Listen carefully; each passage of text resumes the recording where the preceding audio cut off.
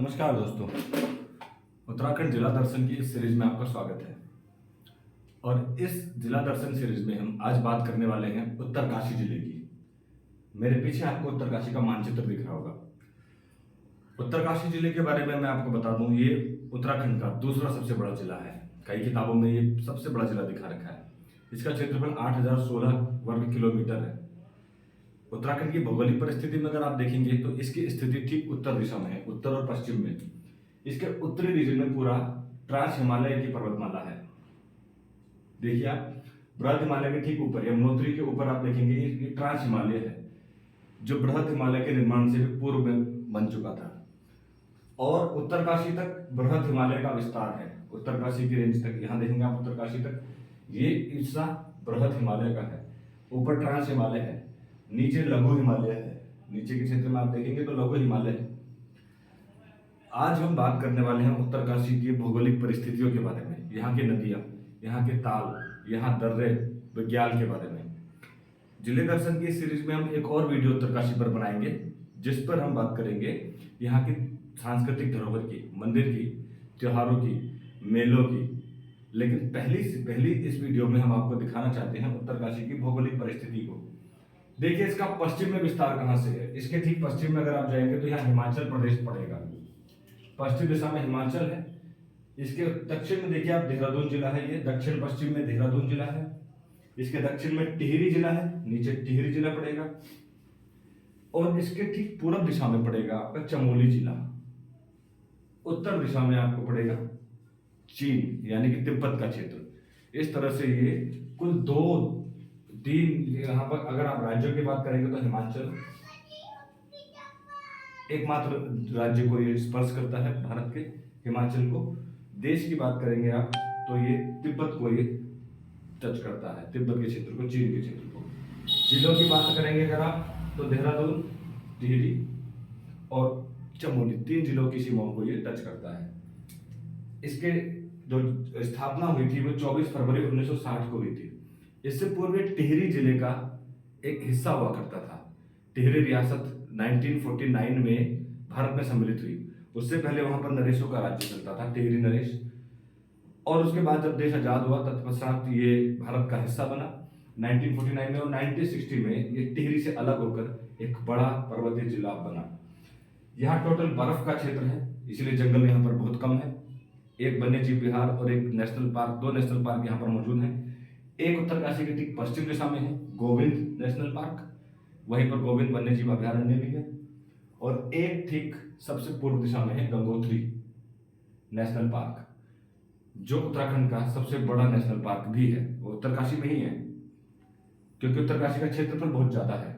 और ये प्रसिद्ध है, सबसे ज्यादा धाम, 4 धाम यात्रा में सबसे ज्यादा धाम यहाँ पड़ते हैं। 2 धाम, एक गंगोत्री में और एक यमुनोत्री में। और इसके लिए यहाँ पर ऑल वेदर रोड की सुविधा भी दे रखी है। नेशनल हाईवेज की अगर मैं बात करूं, अगर आप देहरादून से जाएंगे तो नेशनल हाईवे नंबर 507। देखिए मैं आपको एक बात बता देता हूँ कि नेशनल हाईवे जिस तरह से हम बताते हैं 31, 32, अगर उसके आगे 1 लग जाता है तो वो 31 से पास हुआ एक पाथ है। जैसे सोचिए नेशनल हाईवे ये चल रहा है 1, अगर यहाँ से कोई इंपोर्टेंट रास्ता जा रहा है तो हम उसको 1-1 कर देंगे, और यहाँ से भी कोई जाएगा तो 1-1-1। इस तरह से 07 नेशनल पार्क से 5 नंबर का रास्ता जुड़ा है।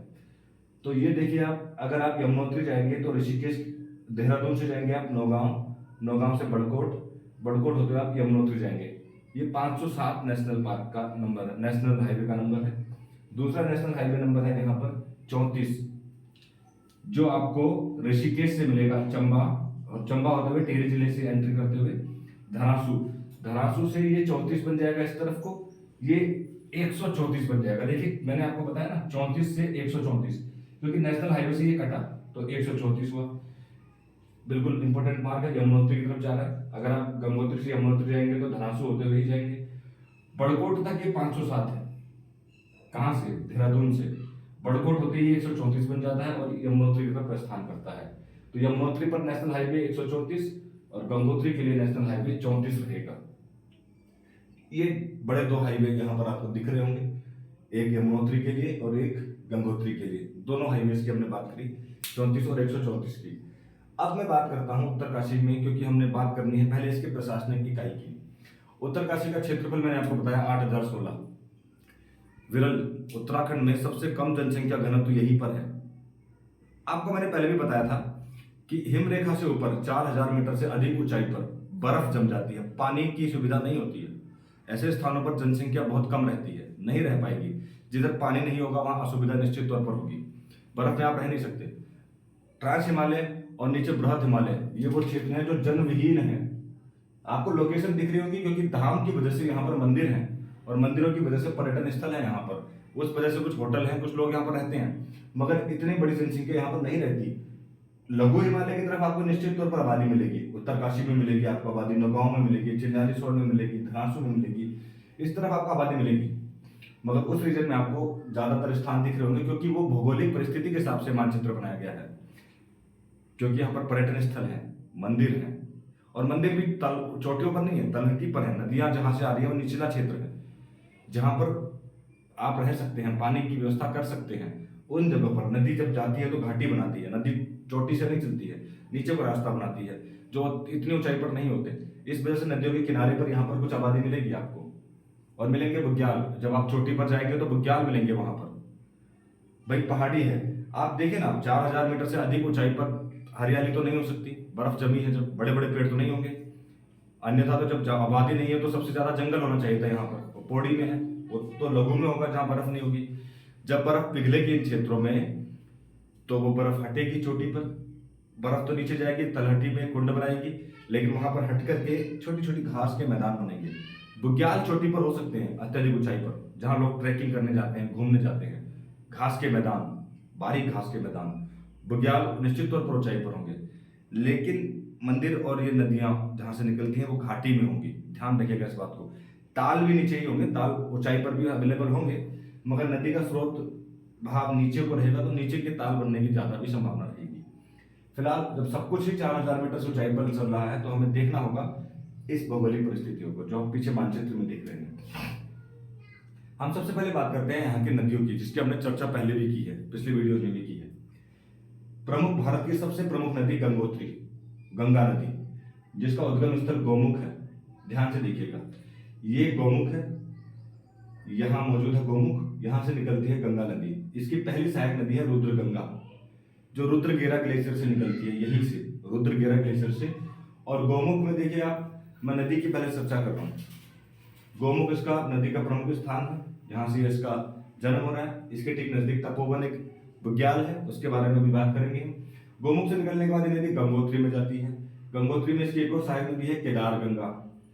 तो केदार गंगा इसके बाईं तरफ से मिलती है। देखिए नदी अगर इस तरफ जा रही है तो बायां हाथ नीचे पड़ रहा है, दायां हाथ ऊपर, इधर से मिलने वाली बाईं तरफ से मिलेगी। केदार गंगा बाईं तरफ से मिलती है। फिर एक नदी आती है जाड़ गंगा। मैं इसी हाथों हाथ यहाँ पर परियोजनाएं भी ले लेता हूँ। यहाँ पर एक करमोली परियोजना है, जाड़ गंगा पर है, आप नोट भी कर लीजिएगा, नोट कर लें तो। जाड़ गंगा पर एक करमोली परियोजना है, इसको जानवी नदी भी बोलते हैं। ये भैरव घाटी में जाकर भागीरथी नदी में मिल जाती है। गंगा का यहाँ पर नाम भागीरथी है, तो ये मिल जाती है भैरव घाटी में भागीरथी नदी पर। जब आप इसके आगे जाएंगे तो हर्षिल एक शहर पड़ेगा, एक छोटा सा गांव पड़ेगा जो सेबों के लिए बड़ा प्रसिद्ध है।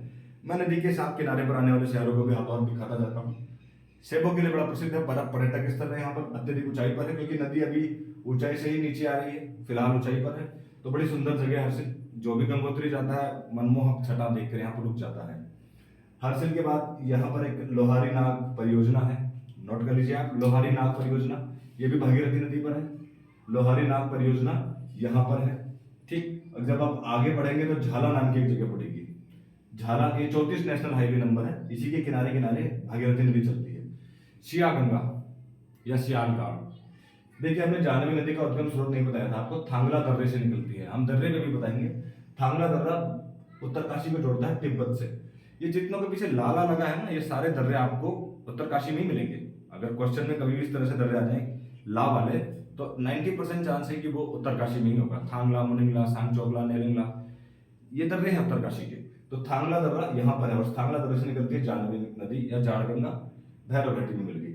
श्यालगाड़ यानी श्याल गंगा, ये झाला के निकट जाकर भागीरथी में मिल जाती है। उसके बाद जब आप पूर्व में चलेंगे, 11 बुग्याल है, अभी चर्चा करेंगे बुग्यालों के बाद में। यहाँ भटवाड़ी नाम की जगह पड़ेगी एक इस तरफ। फिर ये 80 गंगा, डोडीताल यहाँ पर पड़ता है। डोडी ताल से अस्सी गंगा आती है और ये उत्तरकाशी के निकट जाकर ये गंगारी नाम की जगह है, यहाँ पर मिल जाती है। किसमें? भागीरथी नदी में अस्सी गंगा। आपने बनारस का नाम सुना होगा, क्योंकि इसका नाम भी उत्तरकाशी है और बनारस को नाम में हम काशी बोलते हैं। क्यों बोलते हैं? ऐसा माना जाता है यहाँ उत्तरकाशी के मुताबिक, हालांकि धार्मिक मान्यता है, वो हम धार्मिक वीडियो में भी बताएंगे। वरुणा और अस्सी नदी वहां भी मिलती है काशी में, जिस वजह से उसका नाम वाराणसी है। यहाँ पर भी ऐसा ही है। ये देखिए, ये वरुणावत पर्वत पर ही है उत्तरकाशी, इसके दाहिने छोर पर। और वरुणावत पर्वत से वरुणा नदी निकलती है। देखिए, वरुणा नदी यहाँ से निकलकर यहाँ उत्तरकाशी में मिलती है, उत्तरकाशी के नजदीक। और अस्सी गंगा डोडेताल से निकलकर उत्तरकाशी से पहले मिल जाती है। वरुणा और अस्सी जो नदियां वहां मिलती है, वो नदी यहाँ भी मिलती है। इस वजह से इसको उत्तर की काशी बोलते हैं, उत्तरकाशी। इसके इतिहास पर हम प्रकाश डालेंगे। इसको बड़ा हाट भी बोलते थे, या सौम्य काशी भी। बड़ा हाट इसका मतलब होता था 12 हाट। 12 गांव थे यहाँ पर, उनकी मंडी थी। मंडी से मतलब हाट को पहाड़ में, बाजार को पहाड़ी में हाट बोलते हैं। तो बड़ा हाट से मतलब होता है 12 गांव की एक मंडी हुआ करती थी। बाद में ये शहर बना और उत्तरकाशी बना। तो प्राचीन नाम बड़ा हाट था। और फिलहाल ये उत्तरकाशी इसको कहने की वजह आप देख रहे हैं, काशी क्यों है ये? अस्सी और वाराणसी उत्तर की। तो ये यहाँ पर बना गंगा नदी का या भागीरथी नदी का स्रोत। उसके बाद ये नदी नीचे गई। अच्छा, हमने इसमें मनेरी भाली परियोजना की बात नहीं की, जो यहीं पर है। मनेरी भाली परियोजना भटवाड़ी से पहले है। अस्सी गंगा उत्तरकाशी से पहले यहाँ मनेरी भाली परियोजना भी है, आप नोट करते जाइएगा। मनेरी भाली परियोजना यहाँ पर थी। इससे पहले भागीरथी नदी पर लोहारी नाग परियोजना भी थी। 2 परियोजनाएं जिनकी हम चर्चा कर रहे हैं भागीरथी नदी पर है, मनेरी भाली और लाहौरी नाग। ठीक। और धरासू बैंड से नदी होते हुए नीचे को चली जाती है, कहाँ? टिहरी में। और टिहरी में भिलंगना नदी के साथ संगम करती है। धरासू बैंड से आपने देखा होगा एक रास्ता यमुनोत्री के लिए जा रहा है, यानी कि 134 यही बन गया था, जहां से कटा था। और उसके बाद 507 नेशनल हाईवे को कवर करता हुआ 134 बन जाता है और यमुनोत्री तक रास्ता जाता है। दूसरी नदी हम उसी की चर्चा कर लेते हैं, यमुनोत्री नदी, यानी यमुना यहाँ से निकलती है, यमुनोत्री से। इसका उद्गम स्रोत माना जाता है बंदरपुर पर्वतमाला। यहाँ सप्तऋषि ताल है एक। सप्तऋषि ताल शायद मैंने इसमें अभी दिखाया नहीं है, मैं दिखा देता हूँ। इस लोकेशन पर है सप्तऋषि ताल। कई मान्यताएं हैं कि इसका उद्गम स्रोत सप्तऋषि ताल ही है, बंदरपुर के निकट। ये यमुना नदी यहाँ से निकलती है। कई कुंड भी हैं, कुंड की चर्चा बाद में करेंगे। और इसके बाद इसकी पहली सहायक नदी मिलती है इसमें, ऋषि गंगा। ये भी बंदरपुर से निकलती है। ये जानकी चट्टी नाम की जगह है, यहाँ जानकी चट्टी नाम की जगह है। और इस जानकी चट्टी नाम की जगह पर ऋषि गंगा मिल जाती है यमुना नदी से। एक और सहायक नदी जो बंदरपुर से ही निकलती है, हनुमान गंगा। और यहाँ पर एक प्रोजेक्ट भी है, परियोजना, हनुमान गंगा परियोजना, इसी नदी पर है। और ये कहाँ जाकर के मिल जाती है? इसमें हनुमान चट्टी में। इस जगह के बारे में आपको पता है कि इस जगह पर भीम का भगवान हनुमान ने घमंड तोड़ा था, जब अपनी पूंछ आगे रखकर बैठ गए थे, जब उनमें अहंकार आ गया था। ये वही जगह है हनुमान चट्टी। हनुमान गंगा यहीं पर आकर मिल जाती है यमुना नदी से। उसके बाद एक बड़कोट होते हुए ये नदी आगे निकल जाती है, नौगांव होते हुए क्रॉस कर जाती है। आगे जाकर टॉन्स नदी इसमें मिलती है, कालसी के पास जाकर, जो देहरादून में है। बात कर लेते हैं तीसरी नदी की, क्योंकि 3 नदियां यहाँ पर हैं उत्तरकाशी जिले में। रूपिन सुपिन नदी बाद में टॉन्स बन जाती है नेटवाड़ के बाद, क्योंकि सुपिन इसका स्रोत तो हिमाचल से है। रूपिन यहाँ स्वर्ग रोहिणी से निकलती है रूपिन, और ये नदी नीचे जाकर नेटवाड़ा में जाकर दोनों नदियां मिल जाती हैं, बन जाती हैं टॉन्स नदी। टॉन्स नदी के किनारे पर ये मौली, हनोल, और उसके बाद ये नदी अभी हमने चर्चा करी थी, कालसी में जाकर मिल जाती है यमुना में। ये यमुना की सहायक नदी है। तो ये था उत्तरकाशी का नदी का स्रोत, नदी का सिस्टम। अब हम बात करते हैं यहाँ के प्रमुख तालों की, क्योंकि उत्तराखंड में सबसे ज्यादा ताल चमोली में है, लेकिन उसके अतिरिक्त बहुत से बड़े ताल उत्तरकाशी में भी हैं, क्योंकि ये भी उतना ही पर्वतीय क्षेत्र है, ये ज्यादा होगा। अगर आप बृहद हिमालय के आकार को देखेंगे तो यहाँ बृहद हिमालय का क्षेत्रफल ज्यादा है कंपेयर टू चमोली। तो यहाँ तालों का होना निश्चित तौर पर एक बड़ी बात नहीं होगी। इनमें प्रमुख तालों की अगर हम बात करें, एक नचिकेता ताल है जो सबसे पूर्व दिशा में आपको दिख रहा होगा। ऐसा माना जाता है कि यहाँ पर यमराज और नचिकेता के बीच संवाद हुआ था। यह है नचिकेता ताल। देवताल से आपने सुना है कि सरस्वती नदी निकलती है जो केशव प्रयाग में जाकर अलकनंदा से संगम करती है। लोकेशन देखिए आप, देव प्रयाग यहाँ पर है। ये उत्तराखंड का सबसे ऊंचाई पर स्थित ताल भी है, देवताल। ध्यान से देखिएगा, देवताल, नची ताल। एक ये मंगलाचू ताल है। मंगलाचू ताल आप हर्षिल से ऊपर जाएंगे, यहाँ कल्प केदार नाम का एक मंदिर भी है। अगली वीडियो में हम उनकी चर्चा करेंगे। मंगलाचू ताल, ऐसा माना जाता है कि यहाँ पर नीले रंग का ये ताल है।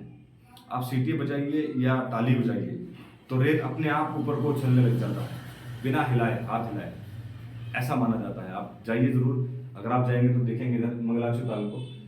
डोडी ताल के बारे में हमने चर्चा की, यहाँ से असी गंगा निकलती है। इसके 6 कोने हैं, ऐसा बोला जाता है। इसके 6 कोने हैं। अब बोला जाता है क्यों? क्योंकि मैं तो नहीं गया हूँ, मैंने सिर्फ पढ़ा है, मैंने जाना है उसको, और आपको लोकेशन के हिसाब से मैं बता रहा हूँ कि डोडी ताल यहाँ पर पड़ेगा आपका, और यहाँ से असी गंगा निकलती है, उत्तरकाशी में मिल जाती है। अच्छा, अब हम बात कर रहे थे, एक और ताल है यहाँ पर, भरासर ताल। भरासर ताल की हम बात कर रहे हैं। भरासर ताल को उत्तराखंड का मानसरोवर कहा जाता है। आप नोट कर लीजिएगा इन चीजों को भी। भरासर ताल देखिए ठीक हिमाचल के बॉर्डर पर है, अंतिम छोर पर है, सुपन नदी के किनारे पर है, और यही है उत्तराखंड का मानसरोवर, भरासर ताल। उसके अतिरिक्त अभी बहुत से ताल हैं। देखिए, कांचफंडी ताल और बैं ताल, इनको उबलता ताल बोलते हैं। कांचफंडी ताल को और बैं ताल को हम उबलता ताल बोलते हैं, क्योंकि यहाँ उबलता है। कुंड अलग बात होती है, कुंड मंदिरों के निकट है जहां पर पानी उबलता भी है। सूर्य कुंड है यमुनोत्री में, चर्चा करेंगे।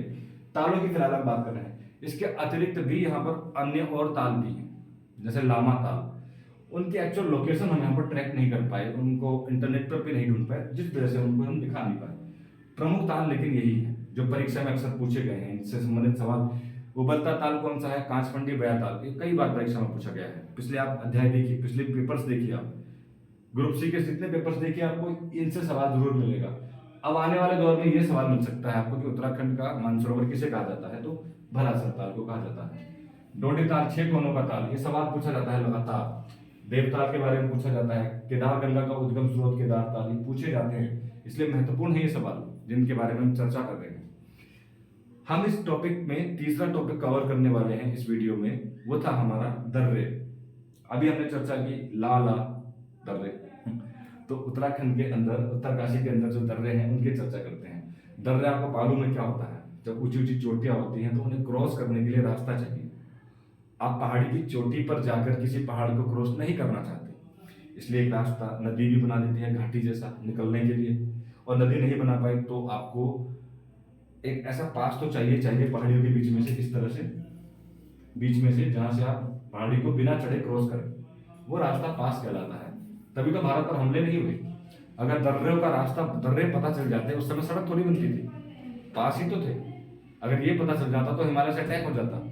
पढ़ा होगा आपने, खैबर दर्रे से आया, सोमन दर्रे से ये आए, क्योंकि दर्रे ही तो वो रास्ते हुआ करते थे। आज तो सड़क बन गई, आज अलग बात है। तो उन दर्रों की अगर हम बात करें तो देखिए, एक यहाँ से पूर्व से बात करते हैं, चमोली और उत्तरकाशी को मिला रहा है कालिंदी दर्रा। ध्यान से सुनिए, कालिंदी यमुना का पुराना नाम भी है, कंफ्यूज मत होइएगा। कालिंदी दर्रा यहाँ पर है, आप देखिए वो वहां पर है। सांग चोकला दर्रा, ये देखिए सांग चोकला दर्रा, ये तिब्बत को जोड़ रहा है उत्तरकाशी से, सांग चोकला दर्रा। मुनिंगला दर्रा, ला वाले दर्रे मोस्टली हमने पहले ही बता दिया आपको कि इनकी लोकेशन उत्तरकाशी में ही रहेगी। सांग चोकला और मुनिंगला, और साथ ही साथ थांगला और नेलंगला, चारों दर्रे तिब्बत को जोड़ते हैं उत्तरकाशी से। थांगला दर्रे से हमने आपको बताया कि जाड़ गंगा का उद्गम स्रोत भी है। तो नेलंगला, थांगला, मुनिंगला, सांगचोकला, मानचित्र के माध्यम से इनकी लोकेशन को भी ट्रैक कर पाएंगे कि ये कहाँ पर स्थित है। चारों दर्रे यहाँ स्थित है। एक दर्रा इंटरनल दर्रा है बाली पास दर्रा, ये आपको हर की दून को जोड़ता है बंदरपुर से, यमुनोत्री से। हर की दून को यमुनोत्री से कौन सा दर्रा जोड़ रहा है? बाली पास दर्रा। परीक्षा के लिए बड़ा महत्वपूर्ण है। उससे महत्वपूर्ण है ये सवाल, हिमाचल प्रदेश को उत्तरकाशी से कौन सा दर्रा जोड़ता है? हिमाचल प्रदेश को उत्तरकाशी से कौन सा दर्रा जोड़ता है? तो राइट आंसर इज श्रृंगकंठ दर्रा। कौन सा दर्रा है मित्रों? ये श्रृंगकंठ दर्रा। ये सवाल भी कई बार पूछा जाता है। नेक्स्ट हम बात करते हैं बुग्याल की। बुग्याल के बारे में हमने चर्चा की। बुग्याल ऊंचाई पर स्थित होते हैं, पहाड़ी का वो प्लेन मैदान, ऊंचाई पर स्थित वो ऐसा मैदान जहां बर्फ हटते ही छोटी छोटी घास हो जाए, हरी भरी चारागाह वहां पर उत्पन्न रहता है। पशुओं के लिए बड़ी बेहतरीन जगह हो जाती है। वहाँ से वो घास की छोटी छोटी घास को तो वो खाते हैं। तो बुग्याल बड़े सुंदर भी होते हैं। चमोली में तो फूलों की घाटी बन गई है ऐसे बुग्याल पर। यहाँ पर भी तरह तरह के फूल मिलते हैं। ग्यारह बुग्याल यहाँ का बड़ा प्रसिद्ध है, लोग आते हैं घूमते हुए, क्योंकि वो गंगोत्री मार्ग पर पड़ता है तो लोगों को अपना मनमोहक लगता है, वहां पर लोग घूमने जाते हैं। बुग्याल की अगर हम बात करें तो सबसे पहले देखिए आप केदार खर्क बुग्याल, ठीक इसके पूरब में आप देखेंगे तो केदारनाथ है, इस जगह पर यहाँ पर केदारनाथ है, तो केदार खर्क बुग्याल है। एक और बुग्याल है केदार कांठा। देखिए लोकेशन कितना अंतर है, दोनों के वैरायटी डिफरेंस बता रहा हूँ मैं। केदार खर्क बुग्याल पूर्व दिशा में है पूरे उत्तरकाशी के, और केदार कांठा नाम का बुग्याल ठीक पश्चिम दिशा में है। यहाँ देखिए आप केदार कांठा गोविंद वन्य जीव विहार पर है, गोविंद नेशनल पार्क भी यहाँ पर है। इनकी ट्रैक लोकेशन भी मैंने आपको बताई। दो नेशनल पार्क हैं, एक ठीक पश्चिम में गोविंद नेशनल पार्क, एक ठीक पूरब में गंगोत्री नेशनल पार्क। इसी तरह से यहाँ है केदार कांठा और यहाँ है केदार खर्क, दो बुग्याल यहाँ पर ध्यान से नोटिस करिएगा। सबसे प्रसिद्ध ग्यारह बुग्याल मैंने बताया इसलिए ज्यादा प्रसिद्ध हो गया क्योंकि ये गंगोत्री मार्ग पर है, भटवाड़ी के निकट। रास्ते में देखेंगे आप उत्तरकाशी का गया भटवाड़ी, भटवाड़ी के निकट ये ग्यारह बुग्याल है। जब भी आप गंगोत्री को जाते हैं तो इस पर नजर पड़ती है, जिस वजह से ज्यादातर लोग यहाँ पर रुकते हैं, इसको देखते हैं, फोटो लेते हैं और उसको इंटरनेट पर फैलाते हैं, जिस वजह से बड़ा प्रसिद्ध है ग्यारह बुग्याल। उसके अतिरिक्त आप देखेंगे गोमुख के पूरब में एक और बुग्याल है तपोवन, ये भी बड़ा प्रसिद्ध बुग्याल है। पावली कांठा बुग्याल है जो टिहरी जिले में है, लेकिन उसकी सीमा उत्तरकाशी से भी मिलती है, पावली कांठा बुग्याल। ठीक उसी तरह से एक कुश कल्याण बुग्याल भी है, कुश कल्याण बुग्याल भी दोनों के बॉर्डर पर स्थित है। एक और बुग्याल अगर आप देखेंगे सोनगाड़ बुग्याल है, यहाँ पर देखिए जहां से गंगा निकलती है इसके निकट सोनगाड़ बुग्याल है। हर की दून भी एक बुग्याल है। हर की दून की चर्चा तो निश्चित तौर पर होनी चाहिए, बहुत पर्यटक स्थल है ये भी। दून आपको पता है एक संरचनात्मक घाटी को बोलते हैं, मगर दून तो लघु हिमालय और मध्य हिमालय के बीच में होते हैं, लघु हिमालय और शिवालिक के बीच में। ये तो ट्रांस हिमालय और इसके बीच में बन गया। संरचनात्मक आकृति है जो बन गई है हर की दून, बड़ी प्रसिद्ध जगह है। अगली वीडियो में हम चर्चा करेंगे पर्यटन स्थलों और धार्मिक स्थलों के बारे में भी। फिलहाल ये बुग्याल भी है, सुंदर जगह है हर की दून।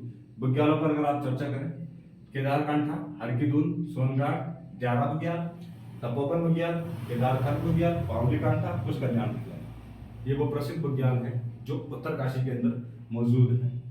हमने आज चर्चा करी प्रसिद्ध दर्रे उत्तरकाशी के, नदी के बारे में, ताल के बारे में, दर्रों के बारे में और नदियों से संबंधित परियोजनाओं के बारे में। उसके अतिरिक्त भौगोलिक स्वरूप की मैं बात करूं, शुरुआत में उसकी हमने चर्चा की भी थी। यहाँ पर आबादी 3 लाख के आसपास की पॉपुलेशन है। जनसंख्या घनत्व तो बहुत कम है, तहसील और ब्लॉक मात्र 6 हैं। इतने बड़े रीजन में 6 ब्लॉक, पॉपुलेशन कम है। और 6 ब्लॉक कौन से हैं? देखिए वो 6 ब्लॉक हैं। पुरोला, इस रीजन के लिए पुरोला है। चिल्लालीसोड़, ये नीचे के रीजन में चिल्लालीसोड़ है। चिल्लालीसोड़ पर एक हवाई पट्टी भी बनी है, आपको मालूम होगा। वहां से हम गंगोत्री के लिए सीधे देहरादून से चिल्लालीसोड़ उतरते थे। चिल्लालीसोड़, नौगांव मसूरी के बहुत नजदीक है, ये मसूरी के नजदीक का क्षेत्र है। भटवाड़ी, इस रीजन के लिए पूरा भटवाड़ी है, पूरे रीजन को भटवाड़ी ब्लॉक ही कवर करता है। डुंडा ये क्षेत्र है ऊपर का, डुंडा एक रेंज है, इस क्षेत्र में डुंडा पड़ेगा, ये एक विकासखंड है। और अंत में मोरी जो अनुसार भावर का क्षेत्र है, ये इस क्षेत्र में भी एक ब्लॉक है। ये प्रमुख 6 ब्लॉक हैं यहाँ पे। उत्तरकाशी में सबसे कम महिला साक्षरता मानी जाती है। उत्तराखंड में अगर सबसे कम महिला साक्षरता है तो उत्तरकाशी में है। टोटल उत्तरकाशी में उतनी ही साक्षरता है जितनी लगभग भारत में है, उससे 1% ज्यादा है। भारत में 74% साक्षरता दर है, तो उत्तरकाशी की साक्षरता दर 75.81% है। उसमें पुरुष 88.79% साक्षर है, जबकि महिलाएं मात्र 62.35% साक्षर हैं। कुल मिलाकर उत्तरकाशी महिलाओं की साक्षरता के मामले में सबसे अंत में है उत्तराखंड के जिलों में। ये बड़ा इंटरेस्टिंग फैक्ट है जो आपको याद भी रखना है। फिलहाल हम अगले अध्याय में चर्चा करने वाले हैं इसके धार्मिक स्थलों की, पर्यटन स्थलों की। लेकिन आपको ये सारी चीजें मैप के माध्यम से समझाने का मेरा उद्देश्य ये था कि आप इन सारे लोकेशन को ट्रैक कर पाए। इसके अतिरिक्त जो भी जानकारी अभी विशेष बची होगी हम अगली वीडियो में देंगे। उसके अतिरिक्त भी कुछ बचता है तो आप कमेंट बॉक्स में लिखिए और हमें बताइए कि क्या अभी आपको इसमें और जानना है। पर आप मुझे जरूर बताइएगा कि आपको ये वीडियो कैसा लगा और कितना ये समझ में आया। मुझे आपके इन कमेंट बॉक्स पर सवालों का इंतजार रहेगा। धन्यवाद।